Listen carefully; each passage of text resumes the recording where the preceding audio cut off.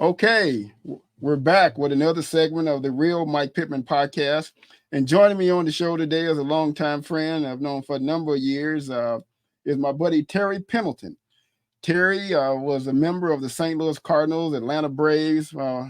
People here in Illinois still like him, even though we were in Illinois, but he was in that era of the Whitey Herzog era and came up with the Cardinals. He and I were played in the Cardinal organization years ago. Terry went on to bigger and better things, and now I'm here doing podcasts. So, but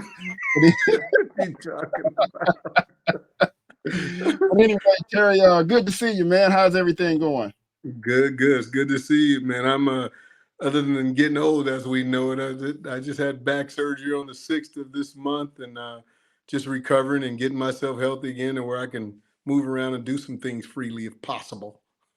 Yeah, we're all getting older, man. Like I told you that story about, you getting old when somebody compliments you on your alligator shoes and you barefoot, You got that right. No doubt. No doubt. Well, man, it's good to see you, man. It's good to talk to you. And I know, like I say, you got a lot of stuff going on, so I'll try to keep it brief, man. I just have some questions. I want to talk to you about a little bit about baseball and your history in it, and where you see the game going now, and just the history though. So tell us a little bit about Terry Pendleton, about how you even got started in baseball, where you grew up at, where you went to college at, and stuff like that there. Okay, well, I actually started playing baseball when I was 11 years old. I moved from South Central LA to a place called Oxnard, California, which is 50 miles, I would say, northwest of LA, and hadn't ever played any organized sport before I moved to Oxnard, California. So I got the opportunity to play organized baseball when I was 11 years old. 11 years old, and I was the worst player. No, I was 10 years old. Excuse me. I was the worst player in the entire league. I was that kid playing right field. I could catch it and throw it. Couldn't hit a lick. Got one hit the entire year. I hit a ground ball over the first base bag for a double. I remember like it was yesterday, and it was 50 years ago. Yeah, I kid you not. But I had a god brother who my sister and his sister went to school together and took me over to play with him one day. Well, his name is Victor Anger. We became real good friends, and we battled each other. He was 2 years younger, but we battled each other all winter long that year. We played a game called Strikeout, where we went to our elementary school, drew that box on the wall. That was a strike zone, and we pitched against each other, and we put cans out there for single, double, triple, and home run. And that's what we did all winter long. And after that winter, I came back the next year to play baseball as the all-star shortstop. That's how much work we put in over the winter. Wow. Oh my goodness. And you went to college. Where did you go to college at, Terry? I went to Oxnard Junior College, but just to throw this out there so you can get a little view of how things were back then, I went to Channel Islands High School in Oxnard College. At that time, it was a 2A school.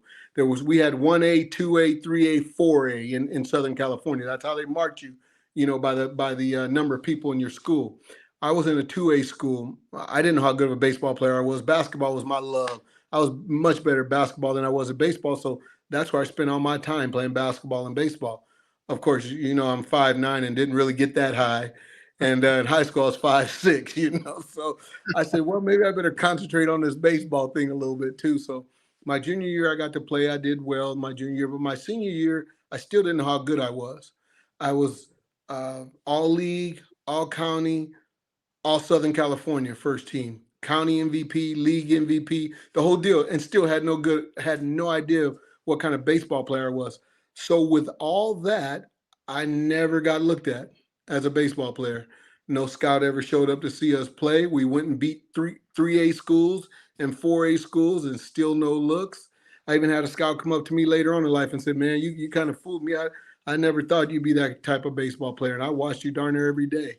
So it just shows you, what do they see, what don't they see? But I left there, didn't have a scholarship offer to do anything, so I went to Oxnard Junior College, which in 1979 was the first year they had a baseball team.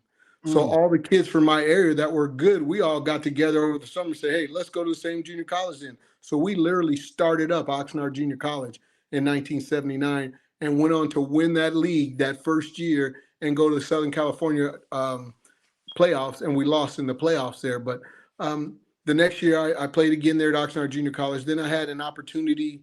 I thought 3 or 4 opportunities. I had an opportunity to go to San Diego State. They decided to take a player named Al Newman instead of me. So Al got the gig and I did not. Then University of Arkansas called, and I hit 370 and 380 in junior college. So University of Arkansas called and said, hey, listen, we're thinking about taking you, but there's also a kid at Mount Sac, Sacramento City College, that we're thinking about taking. They ended up taking him over me.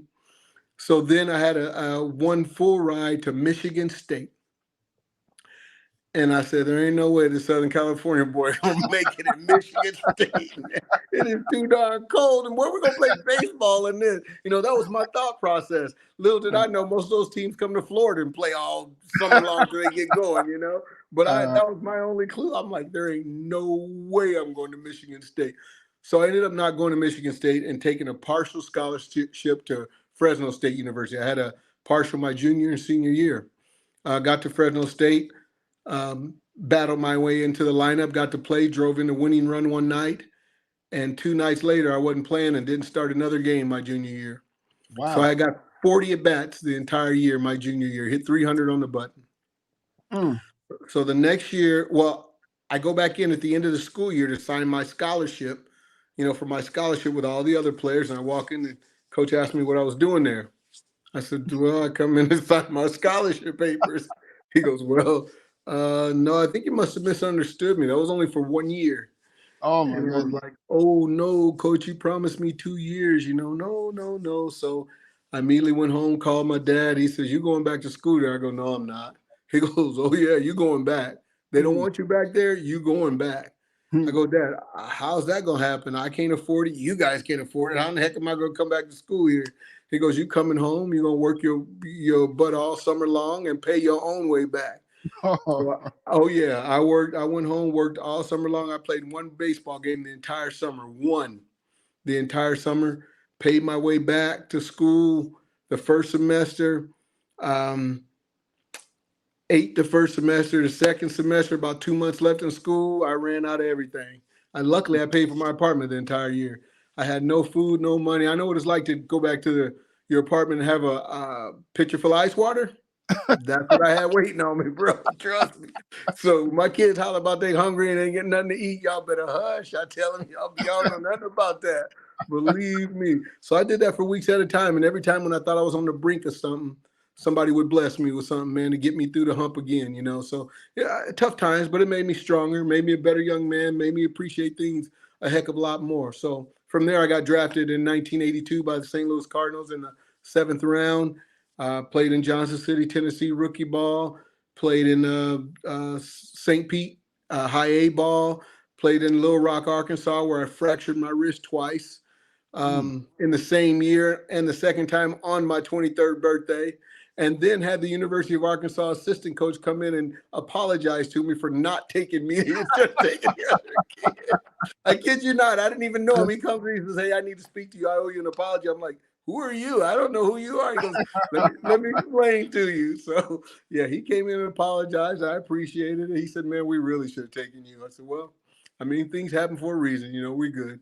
So I missed out on the rest of that year, them instructional leagues. I had 2 of those. And then lucky enough to make the AAA team in 1984. And in July 18th of 1984, got called up to the big leagues. Yeah. And you had a heck of a year when you got called up. I remember in 1984, you were, I think, finished 3rd or 4th in Rookie of the Year battling, I believe, too, didn't you? Or somewhere around that line? Yeah, there were a couple of guys named Doc Gooden and Juan Samuel who kind of beat me out a little bit. Yeah, they had, both of them had great years, their rookie years also. So, and I was only there half the year. They proved it all year.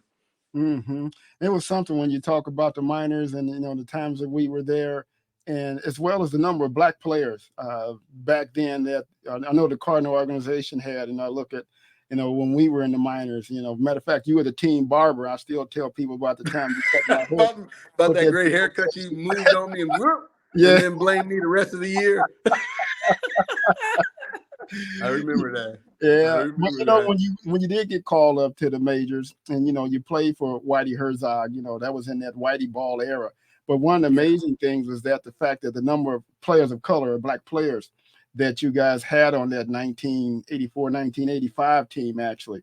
When Mhm. you guys, I believe you played, was it the Twins in the World Series in 85, or was the In Royals? '85 was Kansas City Royals. Yeah, yeah, I Yeah. remember that because you got me tickets to the World Series. But Yes, anyway, sir. uh, the number of black players that you had Ozzie at short, you had you at third, you had, I believe it was Okendo was at second. Well, Kendall came later. Kendall came later. Tommy Hurt was there then. Okay, Herb was We there. had, yeah, in 80, 85, 84, Lonnie Smith was there. We Mm-hmm. had Willie David, we had Willie McGee. We had David, who was Latin, David Green. We had Tito Landrum. There was a number of us there. And then in 85, we ended up trading Lonnie Smith so Vince Coleman could come up.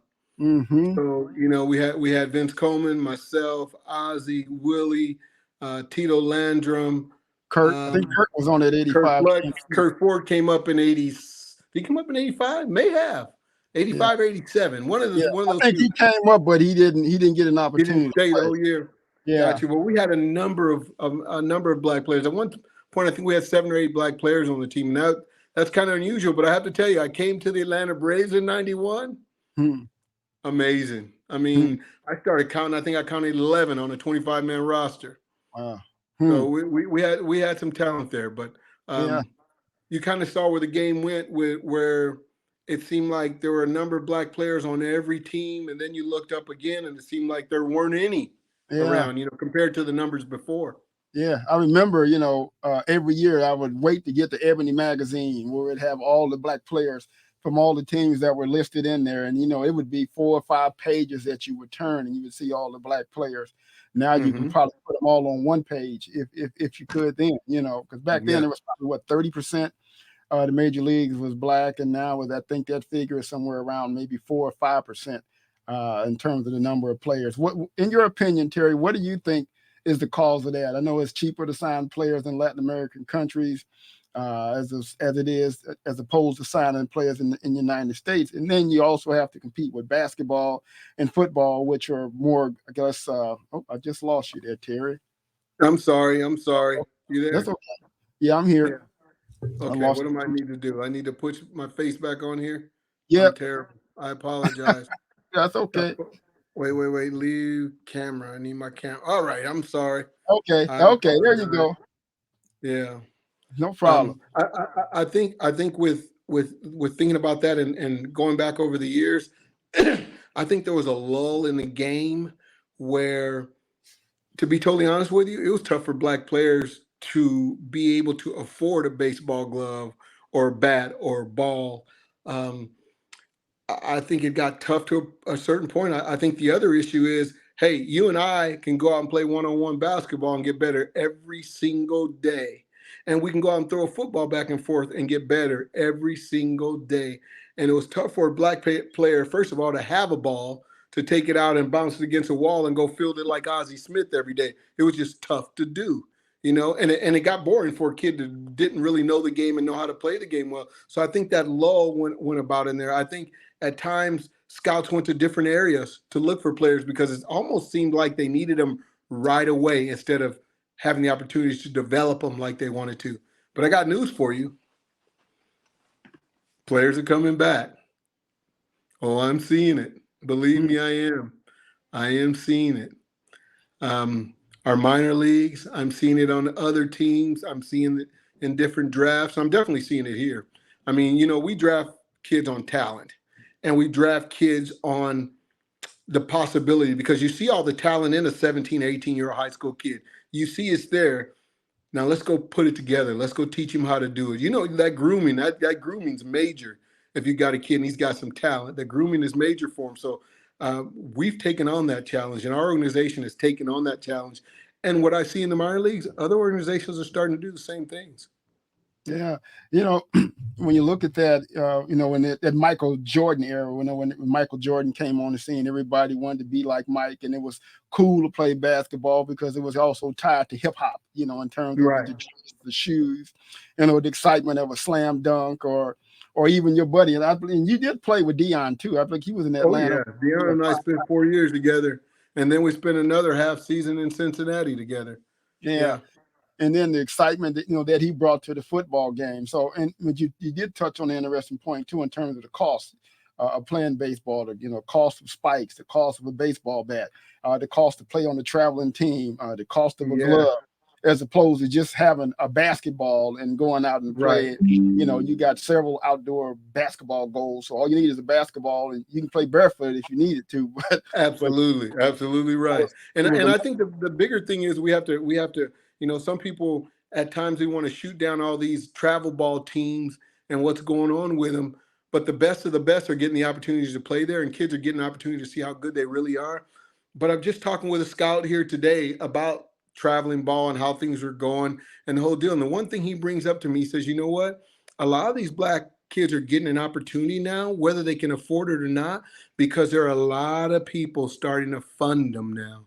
He says, I've got two I fund because I want to see these kids get an opportunity. So there's a lot of sponsorship going around to help the black youth get the opportunity in the game of baseball also.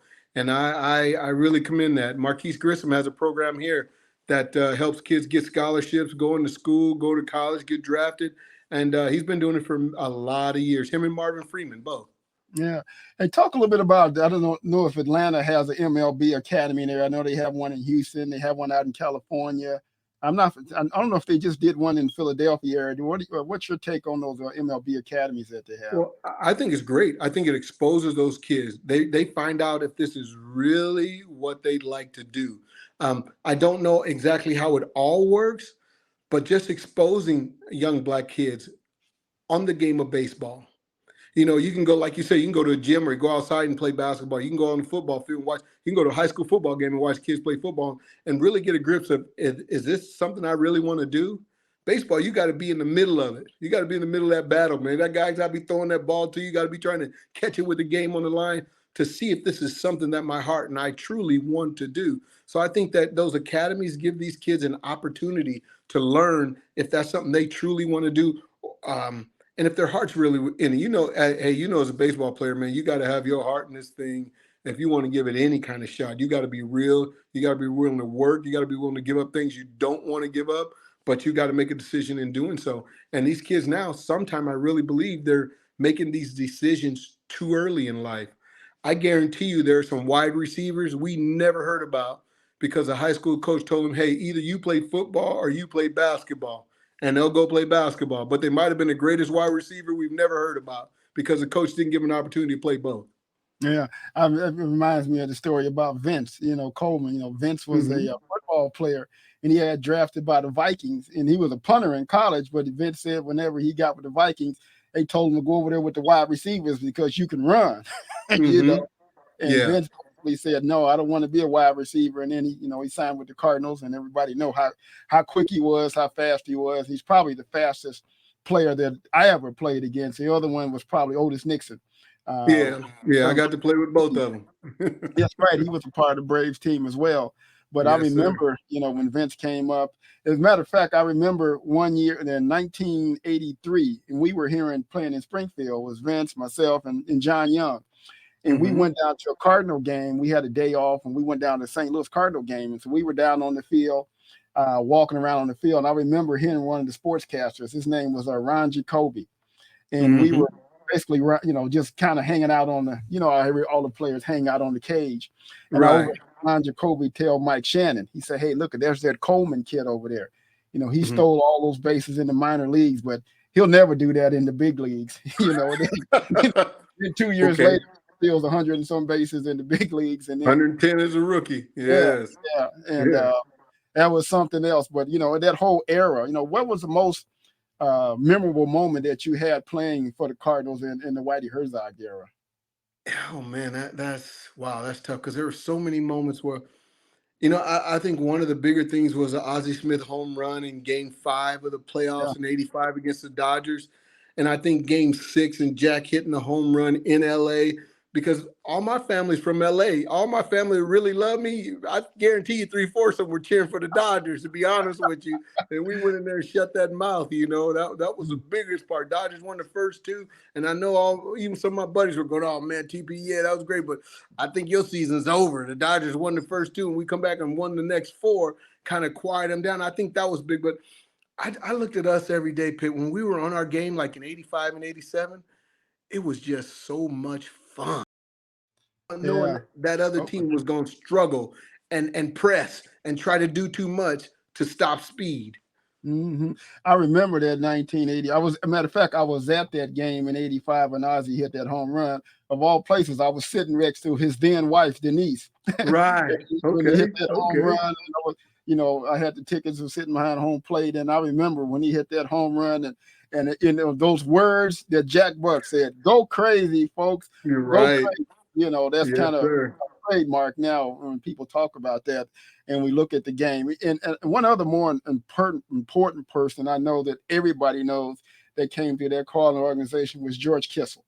How can we not say enough about George? And I know you have your stories about George. I had an opportunity to play for him in the Instruction League one year. Tell us a little bit about George Kissel. Well, we always said if there's anybody that knew more about baseball than George Kissel, it was God. Nobody else. That was the bottom line. George, he always had an answer for you, and it was always the right one. And as soon as you thought you were going to outsmart him with something, he had two more answers better than yours, I can tell you a story, two stories actually, George and I. When I fractured my wrist in 1983 for the second time, I figured, okay, they sent me home. I was at home for 6 weeks or more, and I get this phone call, says, hey, we want you to come to the Instruction League. I'm like, oh, no. I done gained about 12 pounds. Now I got to go to the Instruction League and face George Kissel. What in the world? So I fly into St. Pete and walk into that office that morning, and George looks at me and says, hey, my office. You know how I talk. My office now. So I get into that office, and he looks at me and goes, are you kidding me? You've been at home for 2 months, and this is how a ball player takes care of himself? And I couldn't say anything. I was like, he goes, I'll tell you what. I got to let you know something. When you leave out of this office, I'm calling Whitey Herzog and let him know, dead serious, you are not coming to big league camp this next year. You were supposed to be in big league camp in 1984, and you will not see it. I'm positive about that right now. And he goes, furthermore, tomorrow morning, 7 a.m., dressed and ready at second base. And I'm like, oh, my. So he made that phone call. He come back and told me, Whitey agreed, you ain't showing up. Forget about it. I had no idea. But now I had an idea that I wasn't going. So the next morning, we walk out to the dugout to walk onto the field. There's an empty bucket and a bucket of balls. He goes, take them both with you out to second base. He says, put the empty bucket at second base. Put it right on top of the bag. Take the other bucket with the balls in them and set it behind the pitcher's mound. And you get out to your position. At that time, I was a second baseman. You get out to your position. Yes, sir. He goes, I'm going to hit this ball. And when I hit this ball, I want you to go get it, and I want you to run it over here and put it in that bucket at second base. I did that for 2.5 weeks straight. I couldn't wait to see Sundays. Sunday off. I couldn't wait to see Sundays. I did that for 2.5 weeks straight. Every morning, 7 a.m., bucket of balls, no matter. And if I missed it, I had to go get it and run it back and put it in that bucket for 2.5 weeks. I came there 12 pounds overweight. I left there. I lost 17 pounds when I left. Oh, my goodness. I kid you not. So George did that to me. So in that first year in Instruction League in 1982, the year before, I made an error at second base. Ball through my legs, run scores. I come into the dugout, and I slam my glove down. He goes, you're out of the game. What? You're out of the game. Flacco, Mike Harris. Flacco, you go play second. Okay, so the game's over. We're in Clearwater. Game's over. We go back to St. Pete. He calls me in the office, Mike Harris in the office, and Bobby Meacham in the office. Close the door. He goes, all right, I'm going to ask you the questions, Pendleton. Meacham, Harris, I want you guys to answer them. So he asked me all kind of different questions, and Mike and Bobby abused me in that room. Absolutely. Oh my goodness. Absolutely abused me. What kind of effort do you think you gave at second base today? I'm not talking about the play. I'm talking about coming in the dugout, throwing that glove. How professional is that? Mike Flacco, answer that. Oh my God, they wore me out. Kissel had a way of doing things, man. He really Oh did. yeah, Them two boys wore me. Those my buddies. They wore me out in that room. After yeah, that was over, the way I walked out, they all come out apologizing. I go, no apology necessary. I deserve that. But he was teaching us all a lesson. He was teaching oh those yeah, two that same lesson right there. And that's how Kissel was. There was always a lesson involved in it, no matter what it was. Now, mind you, those 2.5 weeks, I was busting my tail catching those ground balls a second. The second Sunday, he invited myself, Vince Coleman, and John Young over to his house. The missus cooked fried chicken for us. So that's Kissel. That was Kissel. That Sunday we go have. He beat me up, but that Sunday we having fried chicken together. oh yeah, That was Kissel. That was him. But he taught us all something, man. You talking about knowing baseball? He told me, he says, "Hey Pendleton, if you don't like it, I'll go in here and I'll call St. Louis and now I'll tell him either he goes or I go." And he says, "I guarantee you, my uniform will be hanging in that locker tomorrow." yeah, Yes, sir. Yes, sir. It will. I understand. But he was hard. But he kick you in the butt. But he love on you too, man. He made you feel special. It didn't matter where you were on the totem pole. He always made you feel special. yeah. He was. I mean, when you look at the number of players that he had come through that organization for, I think almost 70 years. He used to say the only paycheck I ever got in my life was from the Cardinals.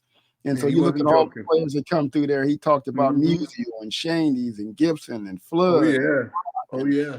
Simmons. I mean, there were just tons and tons of players that all come through that. It was the way that they did it. Matter of fact, I think they have a outliner they call it "Do It the Cardinal Way." And I think that's Right. still intact right now. And I remember having the opportunity to play instructional league for Georgia in 1980. That's when I was a suspect. The prospect. The next year I was a suspect. So I went from prospect to suspect in a short period of time. I had some arm rotation Oh God. problems, but that was probably the best time that I had. In the Cardinal uniform was 1980 in instruction league because we played against all the best players that it was. Yeah. Juan Samuel, Yes. Fred McGriff, Darryl Strawberry, Dwight Gooden. You got them all through there, man. You got every one of them through there. Perry Francona, you name them, we played against them. The little guy that wound up playing basketball, Danny Ainge, I think he was with the Blue Jays. So remember we had a them down in the instruction league that year. But I went from a left-handed 90+ mile an hour fastball, instead of throwing 90 plus to low 80s. But again, that 1980 year was the best year that I had with the Cardinals, and that's where all my memories are at. And then playing for Kissel because he personally picked me out to go and play in the instructional league. He said, "I want to make a reliever out of you, Pitt." That's awesome. I gave it 100% too. And then I looked at all the players that come through. Mike. Me and Mike are still friends now. I know he just wrote his book, and I was best man in this wedding. He's down in Houston. Well, my son, his little Mike, is down there as well. So That's right. That's right. Yeah, have so many memories together through that Cardinal organization. And I know when you went to Atlanta, a lot of Cardinal fans were sad because you were a part of that dynasty that they had in the 80s. Whitey I tell you, Pitt, I tell people to this day, the longest walk I ever took was a walk out of that tunnel, out of that clubhouse with my bag, leaving St. Louis the winter when that 1990 season was over. The longest walk I ever took in my entire life. And it wasn't that long, but it seemed like forever, man, trying to get out of there, knowing that's where it all started. And this is where it's ending right here, walking out of this clubhouse, with my bag. But, thinking back about Kissel, I talked to Doug Manzolino, who's one of our special assistants with the Atlanta Braves now. And when Doug was coming through as a coach, I didn't realize this, but other organizations sent their infield coaches to Kissel during the winter. Kissel would teach other. Oh yes, yes. He knows all Kissel stuff, man. Kissel, you never played for the Cardinals, but you knew how to do things because they went and saw Kissel during the winter.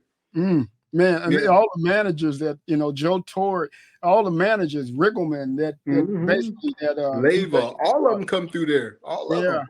Yes, it's remarkable with a guy like him and all people that he taught to come through that organization, his fingerprints are all over Major League Baseball. Everywhere, no doubt about it. None whatsoever. Now, when you went to the Braves, I mean, it wasn't that bad for you went to the Braves because I believe you were the MVP that next year of the league, correct? Yes, sir. Yes, sir. But how can I put this? The first year I had a multi-year contract, so you can relax a little bit now. You ain't got to act like you're coming out your shoes every single day. I had some teammates around me, not that I didn't in St. Louis, but I was an older player. I kind of understood how to do things now. I settled down a little bit, wasn't too anxious to do stuff, understood my strengths and weaknesses, and I had teammates around me who were young, and understood what it took. Well, they didn't understand what it took, but they understood that we had myself, Otis Nixon, a few Sid Bream, a few veteran players that could lead them and guide them, and they took the guidance. And with that, that's how we took off. But what I brought with me was what I learned in St. Louis. A number of things that we did here in Atlanta in 91, I brought with me from St. Louis because we had that type of team. We had speed. We had Ronnie Gann, Otis Nixon, Deion Sanders. We had guys in front of that lineup that could flat go, So why not take advantage of these things? So we basically taught ourselves with Bobby Koch's leadership in doing so, learned how to play the game another way and put pressure on other teams. And plus, we had young pitching, and I saw that in 1990 because we faced the Braves with all that young pitching that they had in 90. And I saw, hey, if they get a little backing behind them, somebody can catch the ball, they won't be bad at all. And they were, honestly, the first year, they're a heck of a lot better than I thought they were going to be. Yeah, and so you played with Maddox, and you had how many years did you play in the majors, Terry? 15. 15 years. And I know 15. After that, you coached for a number of years. Tell us about what it was like. Coaching. Oh, how many? 16 coaching in the major league. Yeah. And I know you had some managerial possibilities. Do you have any regrets about turning down some of those opportunities now, years later? I didn't. I was a finalist in 2 jobs. I didn't get the opportunity to manage. I was a finalist in 2 jobs. One of the finalists, they had to pick between myself and Joe Girardi one year, and both of us turned it down at the last minute because of some other things that went on with that organization. And I thought I was going to have another opportunity in Philly, and it came down between myself and Charlie Emanuel, and I can't argue what they did. Charlie went on to win World Series, so I can't say they made a bad choice there at all. But those are my real opportunities to possibly manage. But I've always wanted the opportunity afterwards. I just never got the phone call to get an opportunity. I thought it'd be something that I'd possibly be pretty good at, leadership role. So, but I never got that opportunity. So I went on coaching and tried to do the best I can at being the hitting coach for 9 years. I coached first base for 5 years and then was a bench coach for 2 years. Yeah. Now you're still with the Braves as a special assistant to the GM or something like that. You still with the Braves now, right? Yes. A special assistant to baseball operations. Excuse me. So what I do is I bounce around our minor leagues, working with our minor league managers, coaches, and players. So I'll go out and work with the infielders on the course of the day. I'll go out and work with the hitters during the course of the day. And then I'll sit in the game during the dugout. If coaches, players, managers have any questions for me, I'm there to answer them or to assist them. I will never go down to a coach or manager and tell them they need to do something. I'll go down to a coach and mention something to him, but I want the coach's perspective on it first because he may teach me something. As I tell all these kids, I don't know it all, but I'm going to throw something at you when I see it's not the way I think it should be done. But I'll ask your opinion on it first. Hey, why did you do so-and-so? Or, hey, why didn't you do so-and-so? I want to get their opinion because I may learn something from their opinion. So that's what I do over the course of the year. And I'll visit all our minor league teams from Augusta, Georgia, which is our low A ball team, to our AAA team here in Gwinnett. Do you have any aspirations to go back to the big leagues? Do you enjoy working with the younger players now? Or it's funny because I heard Willie McGee tell me this about 8 years ago because he was down the minor leagues working with the minor league kids, and he said he absolutely loved it. And I'm thinking, okay, Willie, big leagues or minor leagues? He says, man, I hadn't been a big league coach yet, and he hadn't gotten the job yet. But he says, hey, I really enjoy what I'm doing down here in the minor leagues. Honestly, I got out of that grind of that big league schedule. You'd have to make it worth crazy while for me to go back to the big leagues, man. I just got to be totally honest with you, man. Because of the fact that I enjoy what I'm doing. I'll be 64 years old next year, and I've got grandbabies and the misses, and there's things we still want to do. And so for me, the schedule that I have in the minor leagues, where they literally most of the time allow me to bounce and do what I want to do when I want to do it, to be able to do it that way just makes my schedule perfect for me, you know. So I enjoy. The other thing is I absolutely enjoy working with these young players down here and coaches and managers, and watching their eyes light up when we go out and work on something, and a day or two later or that same night it happens and they have success doing it. Oh, that's all I need. You know, I got an opportunity while I was down there when I was in the big leagues. I got the opportunity to work with Ozzie Albies and Freddie Freeman, and you know, at that time Dansby Swanson, and actually in 2018 I had Austin Riley down there, our third baseman. So I had the opportunity to work with a lot of these kids that are in the big leagues now, and I've enjoyed every moment of it. Speaking of Braves and coaches, I just seen Ron Washington just got named the manager of the Anaheim Angels. Is that correct? California, Los Angeles Angels. Yeah, y'all Los said Angeles Angels. yeah. Show you how far out I am from the game now, you know. No, it changes. Believe me, I know. Yeah. But you know, it's one of a number of dwindling black coaches, managers in the big leagues. You know, Dusty just left and they retired after having a stellar career, and he did get a chance to win the World Series. What do you see is going in terms of Major League Baseball and their willingness to promote more black coaches and black managers in Major League Baseball? Well, I think there's a big number of coaches getting the opportunity in the game. I don't know the numbers managers-wise. I know there aren't a lot of black managers in the game, and there could probably be a few more, and there are probably a few more out there that deserve the opportunity to manage, but it's not happening. I'm fired up for Ron Washington because of the fact that Ron's waited a long time. I don't know what took people so long. Perry Manassian, the general manager and president of baseball operations and with the Angels. I love Perry. I am so fired up that those two are working together. I hope in 2024 we're playing each other in the World Series. I hope they turn it around that quick because I love Ron Washington. I love Perry. Excuse me. And I love the opportunity that Perry's given Ron. And those two are going to blend together, and I think they're going to come up with a solid solution for that Angels team there. The man for the job with the Angels is no doubt Ron Washington. I'm glad, like I said, so fired up for him to get the opportunity because I thought there were a lot of opportunities he should have had. And honestly, I think there's a team in Southern California, and I ain't talking about the Dodgers, that probably should have hired him when they had the opening a couple of years back. And I think that team would have been an entirely different ball club down there. And I think they would have, because they have all the talent in the world and they just hadn't put it on the table properly, I think Ron would have definitely helped them do so. And I think with Anaheim bringing in talent, trying to get pitching and the whole deal, I think it feeds right into Ron's managing style because Ron loves to teach. And that's going to be a perfect job for him. Yeah.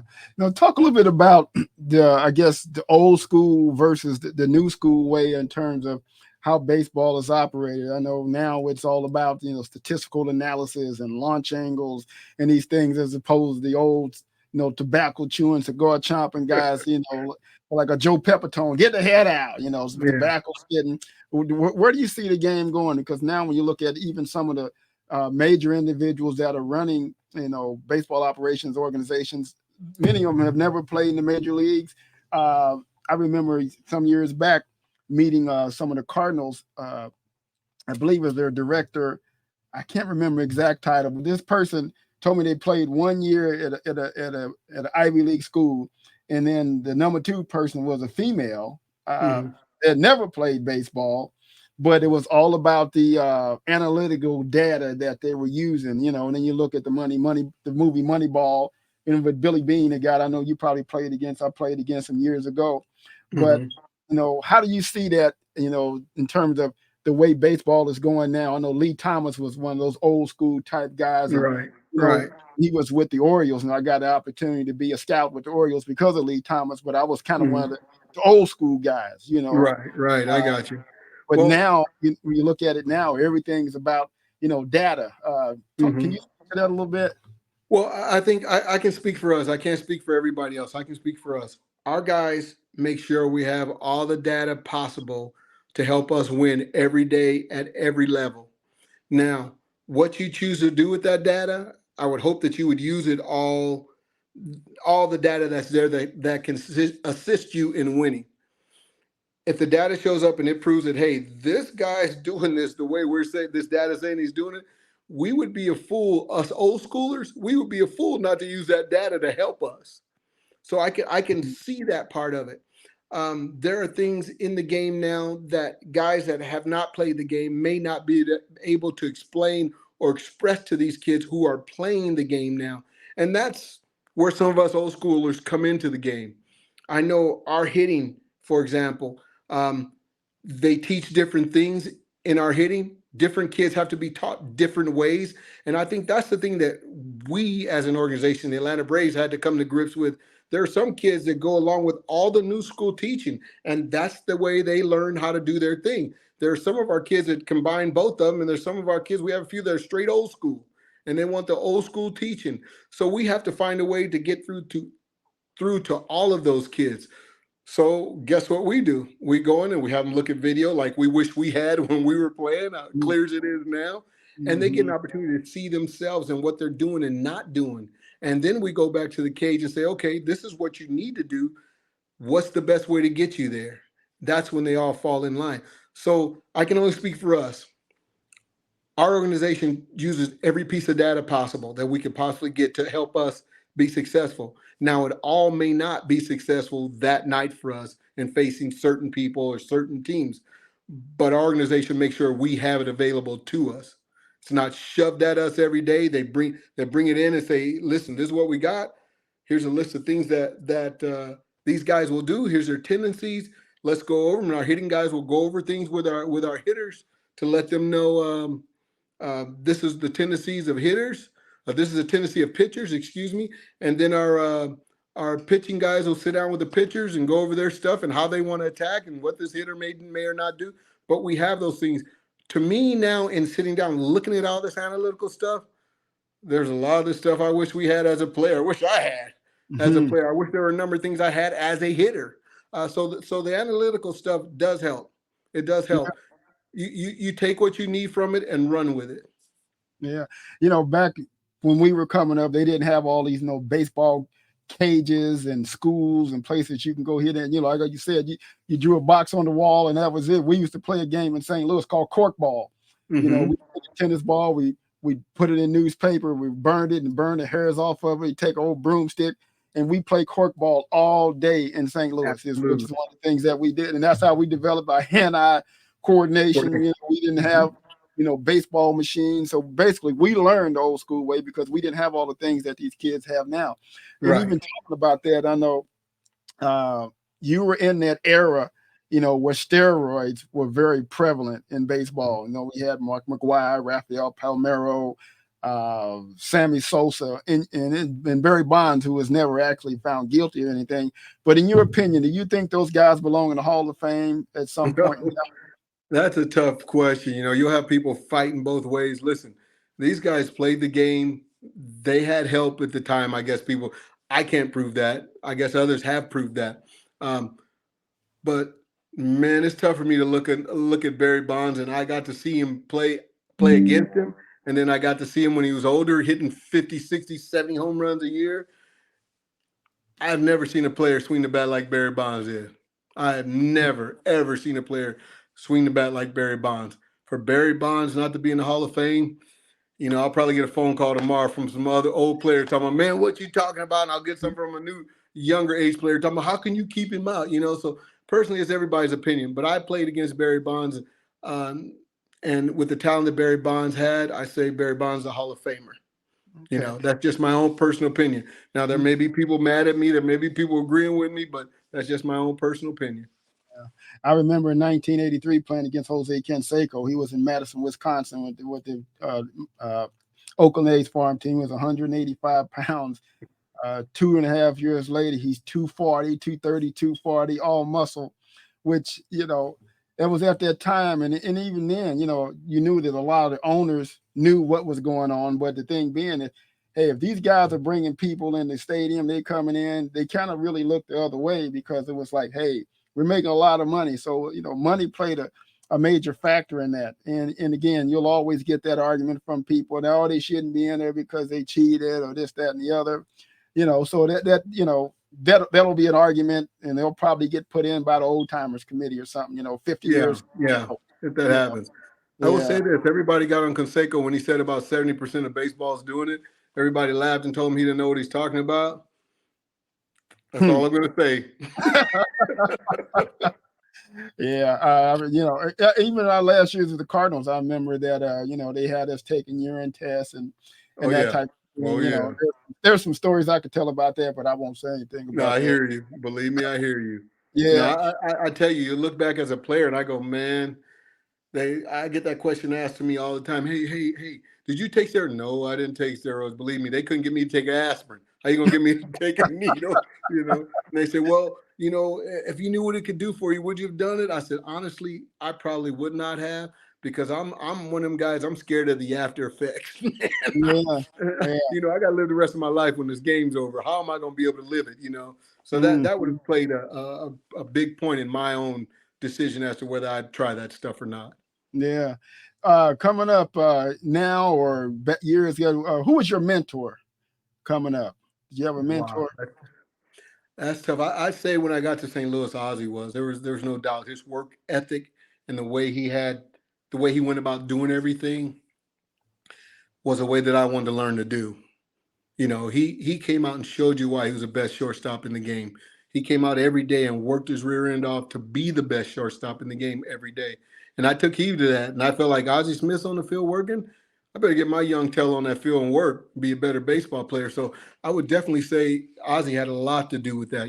Willie talking about the game and hitting and different styles of pitchers and how to go about hitting different pitchers. And, Willie would ask me questions about pitchers, and I was younger than he was in the game, but he wanted a different perspective, what I saw, what I didn't see. So Willie was huge to me in the game and playing the game off the field, just talking about life and different things going on in the world. Willie was huge for me in that aspect. So I would probably have to say those two guys were big for me. Yeah. I just have a couple more questions for you, Terry. I appreciate you taking the time out. Like I say, well, it's been a while since we had an opportunity to talk like this, but it's been really great. And I know our listeners are going to enjoy this show when we air it. The number of ML teams that they have now, and I know they're moving the Oakland A's to Las Vegas. Yes. What do you think about that after so many years that team being in Oakland? Is it a money deal, I'm sure? Excuse me. I have to look at it the same way I looked at the Raiders. That's why the Raiders are in Vegas. Everybody's screaming about new stadium and new this and new that, but there weren't people out there supporting them. I've been to Oakland where there are more Braves fans than Oakland fans. I've been there. I was on the Kansas City Royals, and we weren't the best team in baseball. We had more fans playing against Oakland than Kansas City. Than Oakland had. So for me, I'm like, okay, good for the A's, man. Go there, Vegas. The Vegas people seem like they're supporting the heck out of the Raiders. I got buddies that'll fly from Oxnard, California into Vegas to see the Raiders on Sunday, so they're getting that support. So I'm happy for them to be able to go to Vegas and get that support. I hope they go to Vegas and the players respect the fact of the city they're in. That was my first concern with any team going to Vegas, because we all know Vegas. Vegas is Vegas. And to not have players get caught up when they get themselves in trouble off the field. That has been my biggest thing. And the Raiders seem to have done it, other than the kid that, ran into the girl at the stoplight or whatever. Raiders seem to be kind of spotless as to, getting in trouble and having incidents there. So hopefully the A's can go there and do the same thing and have success and get that fan support back for them. Yeah. Two more questions. What do you think about the salaries now that they're playing these major league? I wish I was born 40 years later. Hey, let me just say this. Everybody mentions that to me at different times, and I will say this to you. If I'm the owner and I'm able to pay you $40 million a year, what am I making? Exactly. That's the way I leave it. And I'll tell every player on earth, get what you can. If they're going to pay you 35, take your 35, whatever it is. If they're willing to pay you to go out and bust your tail and give it your all, take that money, but make sure you go out and bust your tail and give them your all. Yeah. Well, Terry, last question. You didn't talk a little bit. You talked about your grandchildren. How Uh-huh. many children you have? How many grandchildren you have? Because we're at that age now. Well, I've got I've got Stephanie, my oldest, Terry, and then Trinity, my youngest one, who just graduated this past year from Georgia State University. Hmm. And then I've got Stephanie and her husband Brian. I've got two grandbabies, Miss Evelyn, we call her Evie, she'll be 4 in February, and then I got Mr. Little Caleb Lee, who will be 2 in March. Hmm. And in fact, they're upstairs now. I'm glad you don't hear them because they get here and they get after, which I don't blame them. I love it every minute Yeah. of it. Well, that's great, Terry. And I know you're enjoying those grandkids. I have my first one myself, little Michael. Oh So yeah. we Michael Pittman the third. So we call him MP3. Okay.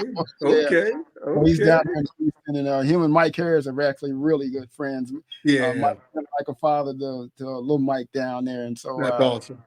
and then he had an opportunity to go down there and play. He played at an HBCU, did Prairie View A&M, and Hmm. so he enjoys it, likes it in Houston. Terry, That's man, awesome. I appreciate you taking the time out. I know of your day and doing this interview. I know we've been trying to get it together for quite some time, and I know. I apologize. My schedule is crazy this winter. I'm remodeling bathrooms and got all kind of other stuff going on here at the house. So I'm trying to get it together before spring comes around. You know how that works. yeah. Spring Now comes you around, you doing can't it do yourself? nothing. Are you another Bob Vila? You doing it yourself, or you No, hiring no, it? no, no, no, no, no, no, no, bro. But if I had to do it myself, it'd never get done right. Right, I said. Be like one of your Three Stooges bathrooms. You Yeah, flush exactly right. the stool, you got hot water in it or something like Yeah, I'd be getting hot water from the bathroom next door because I'd have messed up the one I'm in. No doubt.